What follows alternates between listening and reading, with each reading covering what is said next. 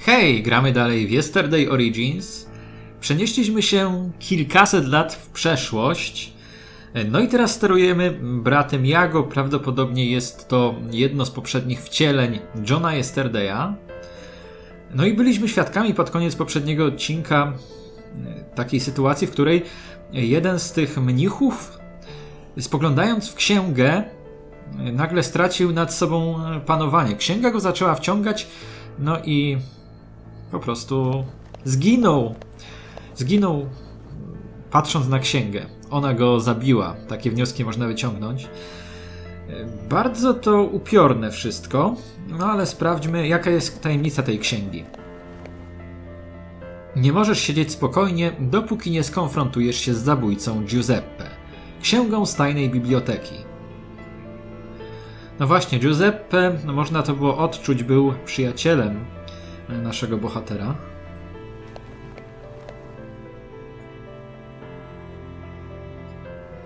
Sól, artykuł pierwszej potrzeby. Kiedy zimą lód pokrywa okna i drzwi. Zwłaszcza w tym skrzydle klasztoru. Stąd zabieramy właśnie sól. Zabierzemy też... Nie zabierzemy papieru. Ponieważ nie jest nam na razie potrzebny. Mamy dwa przedmioty. No i teraz kliknijmy na to coś, co znajduje się na parapecie. Co to takiego? To jest chusta, którą wczoraj w drodze do biblioteki zasłonięto oczy bratu Yago. Ogarnia cię dziwne uczucie, boisz się jej dotknąć. Ale zróbmy to. Tak. W twojej głowie pojawia się człowieczek, którego znasz z koszmarów.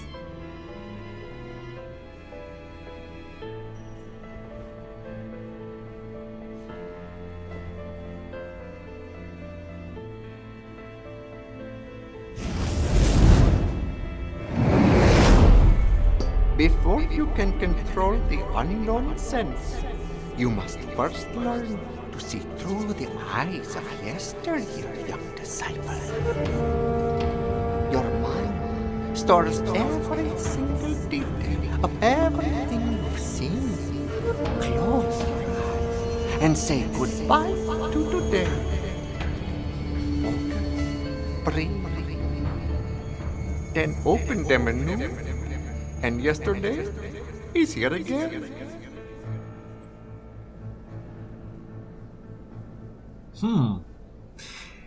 Ten pan to był Olhak Adirf. Pamiętamy go z części pierwszej. Najbardziej zabawna postać. Ale to jest dziwne. Bo skoro tutaj John Yesterday jeszcze jest przed tym rytuałem, w wyniku którego stanie się nieśmiertelny, a jednocześnie pamięta tego kogoś, pamięta Olhaka Adirfa jakby nie z tego życia, bo nie wie skąd go zna. Pojawia się w jego koszmarach, tak twierdzi. No to jest w tym coś tajemniczego. No i teraz możemy jeszcze raz przeżyć chwilę, zanim Giuseppe zerknął do tej księgi, spojrzeć na tych wszystkich mnichów, na te postacie, które razem z nami były w komnacie. Ale najpierw może się tutaj rozejrzymy. Kiedy stajesz na tyłach biblioteki, przypominasz sobie zamierającą melodię. Chór. Hymny, to znaczy, że jesteś blisko kaplicy, możesz więc znacznie ograniczyć terytorium poszukiwań. Poszukiwań, bo właśnie brat Yago chce znaleźć księgę. Wciąż jednak jest ono ogromne. Księgę, która przyczyniła się do śmierci Giuseppe. Zastanawiasz się, co takiego jest w tej morderczej księdze. Czego Hines szuka na jej kartach? Dziwni mnisi. Czy to nie dziwaczne, że w klasztorze nie widziałeś witraży w oknach? I widzimy, te postacie na witrażach mają pentagramy, księgi z pentagramami i mają też rogi. Widać, że czci się tutaj nie Boga, lecz raczej szatana, diabła. No i teraz przyjrzyjmy się bliżej postaciom. Nie mówi, nie czyta, ani nie pisze. Idealny kompan i powiernik. Wygląda naprawdę upiornie. Widzi czy nie widzi? Kiedyś Giuseppe stanął obok i zaczął go przedrzeźniać, myśląc, że ten go nie zauważy. Ursus złapał go za gardło, uniósł, mruknął i wypuścił go. Ślad na szyi Giuseppe utrzymywał się bardzo długo. Ursus stracił głos w tym samym pożarze, który naznaczył go bliznami. Zastanawiasz się, czy gardło jest połączone z ustami i współodpowiedzialne za zdolność wydawania dźwięków? No, na pewno jest współodpowiedzialne. W pewien sposób, wiadomo, jak przy ponowotworze krtani, w jaki sposób się ludzie wypowiadają, jaki jest ich głos.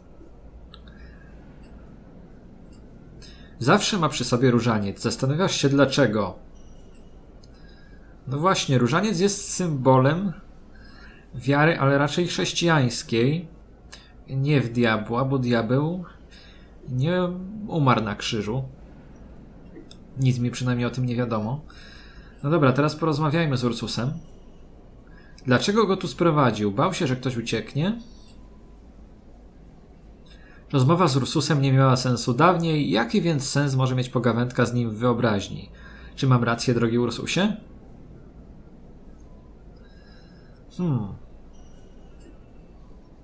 Szkoda, że Chinez nie słyszał, jak prosił, by przeczytać księgę przed Giuseppem. Czyli gdyby on przeczytał księgę przed Giuseppem, to teraz on by nie żył. Więc widać, że chyba nie pała do niego sympatią brat Yago.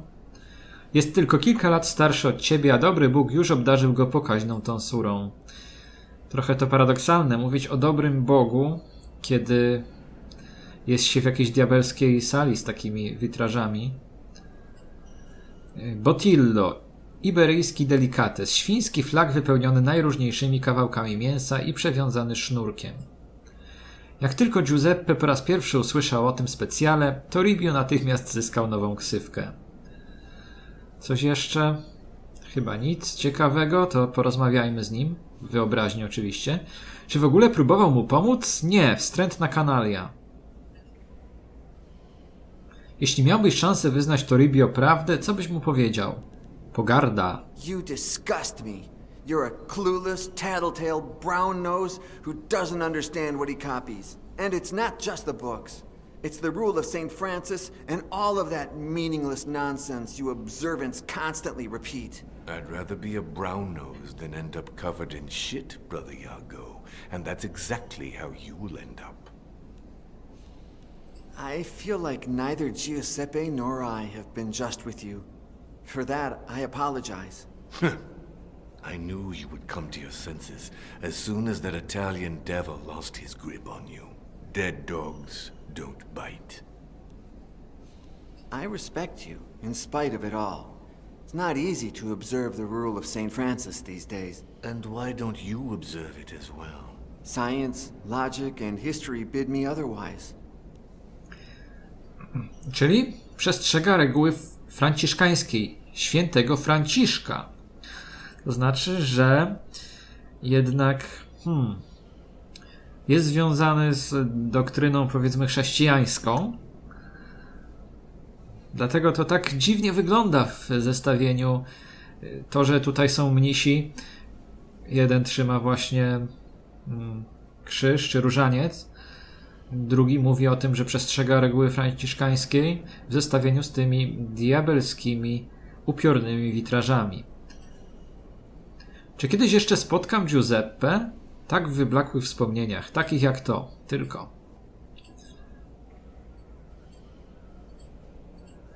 To brat Diego poradził mu, zachowuj się jak opętany, a inkwizycja zacznie badać to znamie. Brata Diego tu zatem nie ma, ponieważ to już jest ostatni z mnichów oprócz Chinesa. Dobra, to tylko tyle. Teraz porozmawiajmy z nim.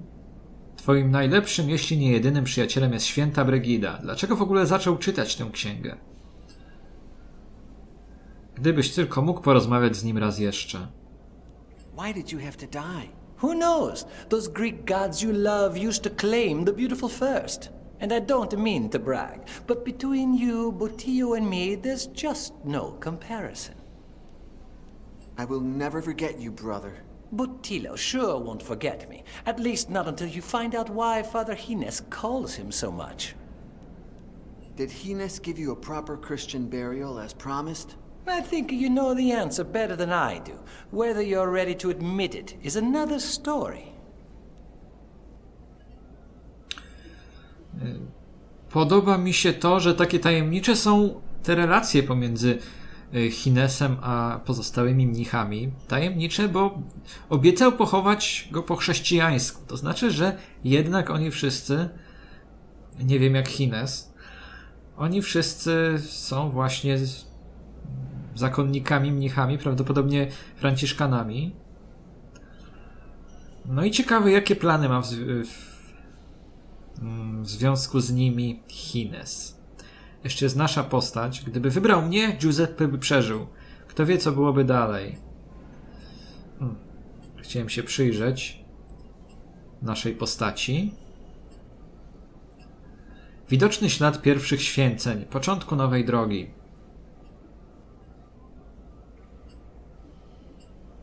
Reguła świętego Franciszka określa liczbę węzłów na sznurze, którym zakonnicy przewiązują się w pasie. Brak węzła na sznurze mnicha takiego jak Toribio zdradza deficyt czegoś jeszcze. Inteligencji. W chłodniejsze dni rozsądniejsi bracia noszą skarpety, a sumienniejsi marzną. Dobra, spróbujmy może porozmawiać z samym sobą. Czasem masz ochotę spojrzeć w lustro i powiedzieć: Dark times are upon us. Giuseppe's death is only the beginning. Flee Santa Brigida and never look back. And leave Gines behind? He saved me. He gave me a new life, books, brothers. I can't do that. Gines wants you to follow Satan's path. But you believe in the righteous God. You must observe the rule of St. Francis. I would, but I'm afraid I'm prey to the same sin as Brother Gines. The sin that led Adam to eat from the tree of knowledge and condemn mankind. I want to know. No właśnie, to jest ciekawe. Gines chce, by brat Yago został wyznawcą szatana. Brat Yago o tym wie. Ciekawe, czy wiedzą pozostali. Na przykład ten, który tak wiernie przestrzega reguły franciszkańskiej. Not only do you understand languages, you're also aided by demons like that painted old man that sometimes appears before you. If you really want to know who you are, you must first accept this. You are Satan's son. So what do I do? Should I devour a live goat? Sacrifice virgins? Kill myself to return to the hell whence I came? No. I must follow Gines's plan, whatever that may be. No i pozostała nam jeszcze rozmowa z samym Ginesem. Naszym nauczycielem i promotorem. Akurat wygląda, jakby się nałykał pasty do zębów. Akurat te usta kiepsko wyszły grafiką. Cienie pod oczami to oznaka miłości do czytania. Czy za kilka lat będziesz miał podobne? No to niedobrze, bo to znaczy, że ja powinienem mieć pokaźne cienie pod oczami. Gdyby nie on, inkwizytorzy zabiliby cię 3 lata temu. Są sprawy, o które nigdy nie odważyłeś się go pytać. When the Inquisition captured me, you found the dead body of my friend Alonzo, whose recently deceased corpse could pass as my own. Isn't that too much of a coincidence? I believe you have reached your own conclusion. But remember what I always tell you. Chance does not exist. It is Satan's hand. And sometimes it uses our own to achieve its goals. Są sprawy... to samo. Można mieć takie przypuszczenie, że... kto wie, czy to nieprawda, że to Gines zabił syna kucharza po to tylko, żeby wydostać z więzienia naszego bohatera. No to niezbyt byłoby fajne. I nie wiem, czy podobałoby się bratu Yago. You knew that Giuseppe would die upon reading the book, didn't you? All I had were suspicions, the same as you. You said you appreciate me for my talent with languages. What will happen the day I'm no longer useful? Have you ever seen me do someone harm? Don't fret. Although you are the devil's son, how could you ever cease to be useful? No dobrze. Koniec tego dobrego. Może nie do końca dobrego, bo sytuacja nie była zbyt fajna. Czas porozglądać się po klasztorze. Powiem generalnie, że ten odcinek minie głównie na dialogach. Natomiast te dialogi są bardzo klimatyczne i też sporo mówią o Hinesie i o tym, co tutaj się tak naprawdę dzieje. Co jest na jego pulpicie? To jest pulpit Giuseppe. Pusta szpulka.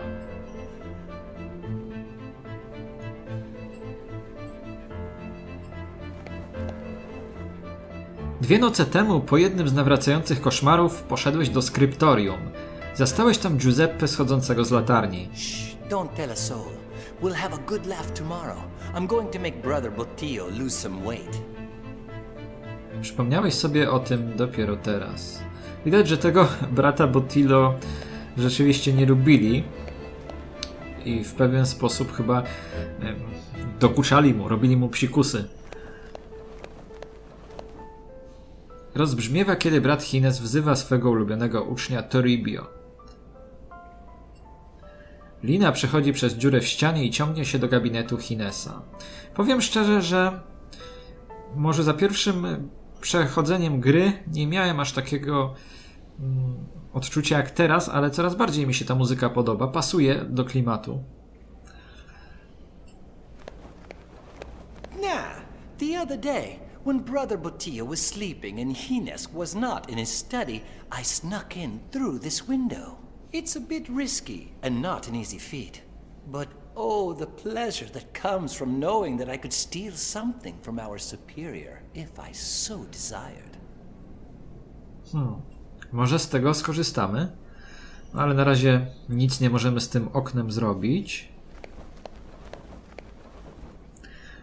Czy w ogóle próbował mu pomóc? Nie, no właśnie. Towarzysz pracy z przypadku, zakonnik z wyboru i syn dziwki z urodzenia. Nie ma tu chyba lekko Toribio. Say, Toribio? About last night. Nothing happened last night. Nothing. Do you think that Hines knew what was going to happen? You take that back. Father Hines is a saint, not a murderer. Jest święty. Czyli wygląda na to, że pozostali mnisi, przynajmniej ten Toribio, nie wie o tym, że Hines de Ordunia pragnie tutaj założyć coś w rodzaju kościoła, w którym czci się szatana. No bo gdyby wiedział, chyba nie nazwałby go świętym, biorąc pod uwagę, że jest wierny tej regule franciszkańskiej. Where's the library? I don't know. Come on, you often disappear with Brother Hines. I'm sure that's where he takes you. Of course. I'm the best copyist in the Abbey. And who else would he trust to copy the secret books? And? He always blindfolds me, just like last night. It's better that way. I won't have to resist the temptation of reading heretic texts. When Giuseppe started to bleed, you did nothing to help him. It was the devil's doing. That was Satan's blood. It could have contaminated me. I helped him. Then get away from me. Later, upon returning to my cell, I thought I heard whipping in yours. That's not true. Do you remember that the abbot prohibited self-flagellation? Do you? Why? Why can't a pious man pay for his evil deeds? What evil deed did you perform last night? I thought nothing had happened. Go with God. Kontynuujemy rozmowę, bo nie o wszystko wypytaliśmy jeszcze kolegę. About last night. Nothing happened last night. Nothing. What do you think happened exactly? Didn't I tell you already? It was the devil's doing. He has possessed that book. I thought the devil specialized in possessing people. Are you really that naive? He can possess the very air you breathe. I heard that about 2 years ago, in a village far away, The devil possessed a hog so that it would devour the son of a noble. That's amazing. No nie było tak do końca. Widać, że ta scena z intra obrosła w legendy. What are you copying? A text lacking in righteousness. Hortensius by Cicero. If the book is everything you say it is, why are you copying it? Because that cursed Father Ezekiel is contaminating the soul of our dear abbot. He manipulates him with his science and his art to lead him off the righteous path. I wouldn't rule out the use of magic either. But was it not the very same book that led St. Augustine of Hippo to embrace faith? What's that? Oh, yes, but God can write straight on crooked lines. That does not prove that the book is not impure. Furthermore, St. Augustine was a sinner before he was a saint. Grant me chastity and continence, but not yet. Pervert. Takie dość dziwne, nietypowe poglądy ma Toribio. You must be thrilled Botillo. now that Giuseppe is Botillo. dead. No one will ever call you Botillo again. Shh! Remember, we know nothing. Calm down. I'm not going to tell anyone. But the devil can hide anywhere. Only God knows who is watching us and where from. What do you think happened exactly? Didn't I tell you already? I thought the devil... I heard that That's... Zaraz. Była jeszcze jedna rzecz, którą nie do końca chyba You must be wyjaśniliśmy. thrilled now that Giuseppe is dead. No one will ever call you Botillo again. Shh! Remember, we know nothing. O, obraź go. What was that, Brother Botillo? I can't hear you. You're acting just like him. I expected more out of you. Dobra. Mnie osobiście podobała się ta rozmowa.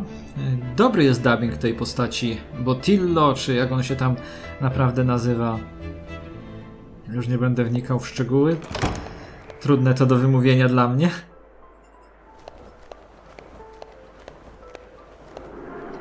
W całym klasztorze szukasz drzwi do sekretnej biblioteki. Bez skutku. No tutaj jeszcze jest kilka rzeczy, na przykład ta postać.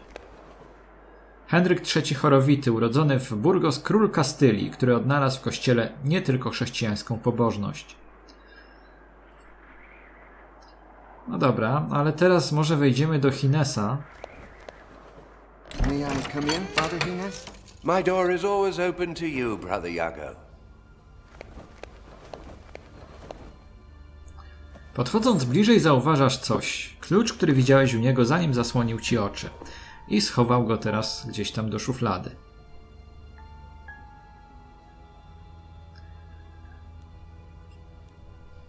I don't understand why you always favor Brother Toribio.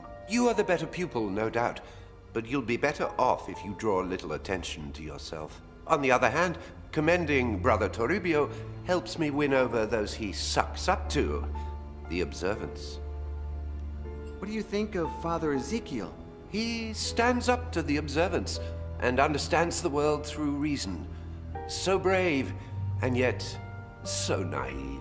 The only reason that governs this world is that of your father, the devil. I do prefer him over that gang of lunatics, no doubt. But I must proceed with caution and not show him too much esteem. By the way, he should be showing me how that printing press of his works sometime soon. Don't you think our abbot is a saint? Oh, no doubt. He has a view of the future, and would certainly embrace anything that Father Ezekiel and the like propose. But he knows that without the observance, he would lose his grip over the monastery. That's why he tries to please them. And he's not the only one. I know you're not fond of Father Diego and the other observants. How could I be? Their insistence on returning to the rule of St. Francis is ridiculous. Their idea of poverty makes me laugh. You need money to preserve the knowledge of books, and a full stomach to think with clarity. But you pretend to like them. I must. If not, they'd rally against me in my library. They'd find out what I'm hiding sooner or later, and they wouldn't like it. Czyli mamy potwierdzenie tego, że nie jest szczery z tymi swoimi, powiedzmy, współbraćmi w wierze, w takim cudzysłowie. Czyli prawdopodobnie tylko nasz bohater, brat Yago, wie, co jest grane. Wie, że Hines de Ordunia tutaj próbuje czcić szatana i znaleźć księgę jakąś, która ma mu posłużyć do nie wiadomo jeszcze jakich celów. Natomiast co do pozostałych udaje chyba wierzącego, próbuje być dla nich mentorem, próbuje utrzymywać z nimi dobre stosunki. Natomiast wszystko to jest na pokaz, wszystko po to, by ich wykorzystać. What makes you so attached to Ursus? His gratitude, just as yours, bonds me to you. You saved Ursus's life as well? What had he done? Oh, I don't even remember. You've forgotten? When the Inquisition wants to execute someone, they don't need an excuse. Who cares? You said you would grant Giuseppe a Christian burial. Have you done so already? Ursus took care of it before the morning prayers. Don't worry about it. I'll pray for him. Don't waste your prayers. Keep them for you and for me. But send them to your father, Satan. Beg him to grant us the ability to read that book. Where were we last night? It's best if you don't know. Why? You are my most prized possession. I don't want to lose you. What if I had read the book? Would you have left me to die? Not in the slightest. I wanted you to see the power of the book, but you're not ready yet. What if Toribio had read the book? That coward, he would never have even tried. I only took him to incriminate him. I was afraid he'd badmouth me to the observants. Now he won't dare. The book has a Y on its cover. What does it mean? I don't know, Brother Yago. My name is Miguel. Yago is only the name you gave me after helping me escape the Inquisition. It starts with a Y. Don't jump to conclusions. Litera Y na okładce. Tak samo jak litera Y znajdowała się na dłoni Johna Yesterdaya. Tak samo jak litera Y znajdowała się na kopercie, którą znalazł u Baxter, a wewnątrz której była właśnie księga. Czy to jest może ta księga, której teraz poszukuje brat Yago? No niewykluczone, chociaż... No nie wiadomo, trudno powiedzieć. Do you know anything about my father? Yes. He rebelled against God and turned into Satan. He stayed in the shadows for centuries, but one day he will rise. I'm talking about my human father, the Duke of Fuentenegra. You don't have a human father. I don't follow. In order to avoid further problems with the Inquisition, the Duke confessed that you weren't his son. Years before, an old man who claimed to be a messenger of the King of Naples spent a night at your father's estate. The next morning, he had disappeared, leaving behind all of his belongings. His clothes were lying on the bed, covered in blood. And among the clothes and blood, they found a happy and healthy baby. You. The Duke, who hadn't managed to conceive an heir or bastard, kept quiet and gave you his family name. But no one ever heard from that old man again. It was all the devil's doing, no doubt. An act of your true father. Bardzo interesująca historia. Ciekawe, czy prawdziwa. Czyli, że jakiś starzec przybył do komnat królewskich, a rano po starcu nie było już śladu, natomiast niemowlę leżało w tych szatach, które chyba był obleczony starzec. Ciekawa sprawa. I to by wskazywało na to, że przeszłość brata Yago jest nieprzenikniona. You have denied it countless times, but what if the Inquisition is still looking for me?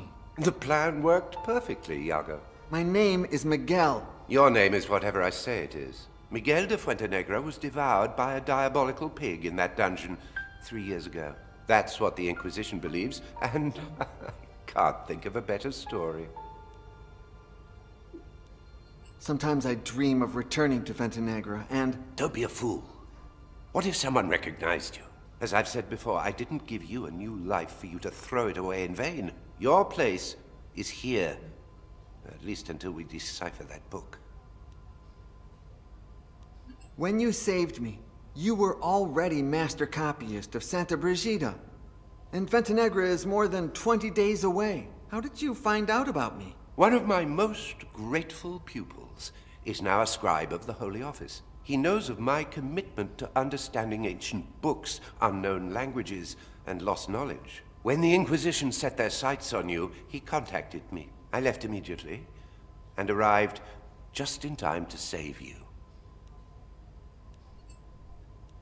I feel like I'm wasting my time here in Santa Brigida. Your gift for languages is very useful, and it will be so even more in the future. Well, I've got my own ideas for the future. Speak. You know how much I enjoy ancient mythology.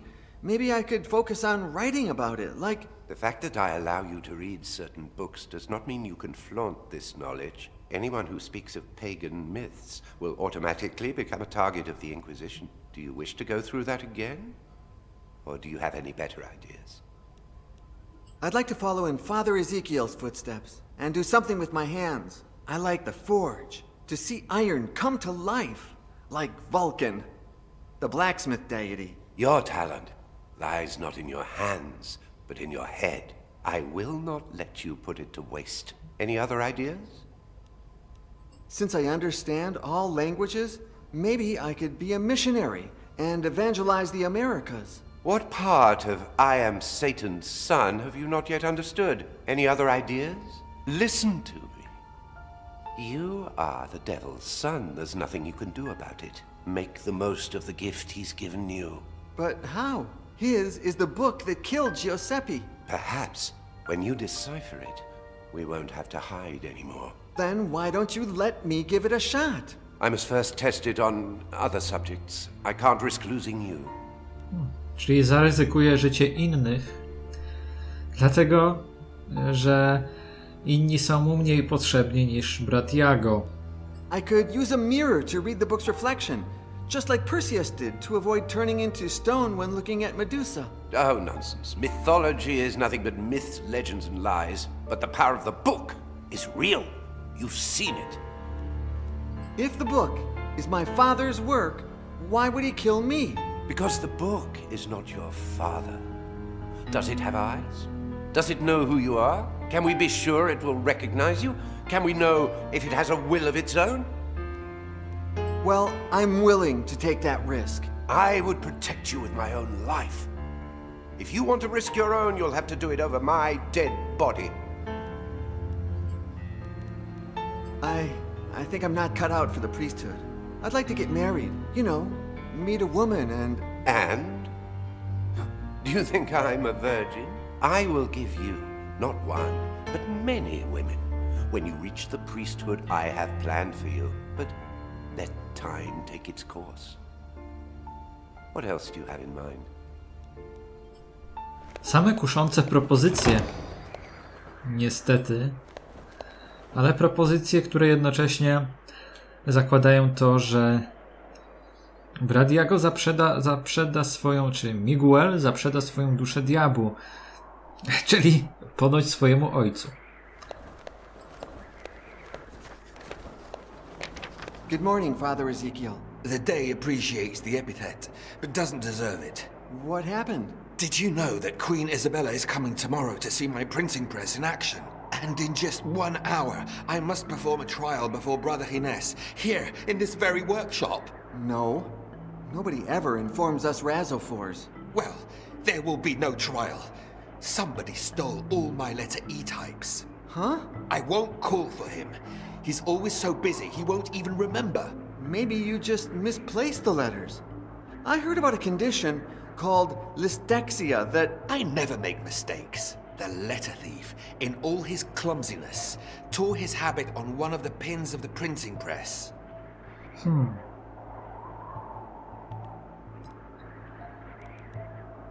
You said they stole all letters except one, right? Yes, one was stuck in the mold and I haven't had the time to pull it out. Here, in case it helps you find the rest. Czyli mamy zadanie do wykonania. Odnaleźć złodzieja. Ezekiel jest twoim przyjacielem, jednak jeśli powiesz mu, gdzie byłeś zeszłej nocy, zawiedziesz zaufanie Hinesa. Did you know that sometimes I have the strangest dreams? In fact, I dreamt that I was in a secret library within the monastery. Do you have any idea where that kind of library would be if it were real? No. Although if I had more information, we could deduce its hypothetical location. Who knows? Sometimes the Lord uses dreams to remind us of things we don't know we know. Do you have any idea who the thief could be? I only know it's not me. The rest could all be guilty. I don't think it's him, but could it be Father Hines? I doubt it. He supported me all along, although the printing press would put an end to his privileges as master copyist. So who knows? What about Giuseppe? He's the Abbey's greatest prankster, no doubt. And he's been missing all morning. I'm sure he's up to no good. Milczysz, uświadamiając sobie, że jeśli rzeczywiście Giuseppe ukradł litery, trudno będzie je znaleźć. No tak, czyli jak widać, brat Ezekiel nie wie o śmierci Giuseppe. What if Toribio did it? Could be. That radical observant disapproves of everything I do, although he is a coward. Would he dare to do something like that? What if this is lay brother Ursus's doing? He would only do such a thing following Brother Hines's instructions. Poor Ursus. It's as if someone had removed his free will. I suppose Father Remigio is above all suspicion. It's not easy for our prior, caught between those radical observants and the knowledge that progress is good for the community. If it was him, rough times await us all. What if I did it? Okay. Act like you're confessing. Father Ezekiel, I confess. I stole all your letters. Brother Yago, you're as bad at acting as you are noble in spirit. Father Diego can't stand you. Another fanatic. But his excessive observance of the rule of St. Francis has kept him far from the baths since last spring. My workshop would still reek of his nauseating stench. Szkoda, że nie wszystkich, na przykład opata i brata Diego, nie poznamy. A szkoda. What exactly are those types you say were stolen? They're small metal letters that I place in line. When pressed against the paper, they print the ink. Tutaj o tej maszynie drukarskiej się dowiadujemy, paru informacji. You could try writing without the letter E. I could write an entire book. Oh yeah? Please start. Thank God Almighty for visitors arriving on this day at the Holy Catholic Sanctum that is Santa Brigida. Ha! You said the. Ha, no tak. Święta Brygida ma E, czyli E jest potrzebna. How did you get Her Majesty to visit the Abbey? Ever since my friend Johannes invented it, the printing press has enchanted nobles and commoners alike, and the Queen is no exception. Being aware of this fact, and after receiving approval from our abbot, I sent her a missive stating that Santa Brigida housed the first printing press in Spain. Now I wish I'd never had the nerve. Why do you want to test it with Father Hines? As master copyist, he must approve quality of all printed materials. But that won't happen now. The meeting is in less than an hour, and I don't have letters E. I won't call for him. He's always so busy, he won't even remember. How did you get a printing press? The inventor, my friend Johannes, sent it to me. I worked with him during my European travels years ago. He was going to send it to Segovia, but I convinced him by saying I would make the most of it, that I would show it to important people, which won't happen tomorrow if the Queen arrives and I print Isabella and Ferdinand, monarchs of Spain. Rzeczywiście, nie byłoby się czym chwalić, gdyby w ten sposób trzeba było pisać bez litery E.